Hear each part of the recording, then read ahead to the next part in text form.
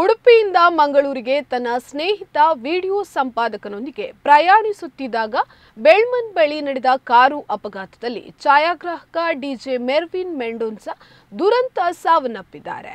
ಬೀದಿ ನಾಯಿಯನ್ನು ತಪ್ಪಿಸಲು ಅವರು ಕಾರು ತಿರುಗಿಸಿದಾಗ ಈ ಘಟನೆ ಸಂಭವಿಸಿದೆ. ಕಾರಿನಲ್ಲಿ ಮೂವರು ಪ್ರಯಾಣಿಸುತ್ತಿದ್ದು ಪ್ರಜ್ವಲ್ ಪ್ರಸಾದ್ ಎಂಬವರಿಗೆ ಗಂಭೀರ ಗಾಯಗಳಾಗಿದೆ. ಮೆರ್ವಿನ್ ಆಸ್ಪತ್ರೆಯಲ್ಲಿ ಸಾವನ್ನಪ್ಪಿದ್ದಾರೆ.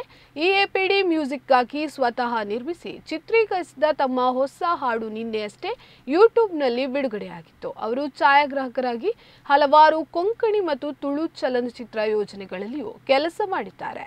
ಮೆರ್ವಿನ್ ಅವರ ನಿಧನವು ಸಂಗೀತ ಮತ್ತು ಚಲನಚಿತ್ರ ರಂಗಕ್ಕೆ ಆಘಾತವನ್ನುಂಟು ಮಾಡಿದೆ.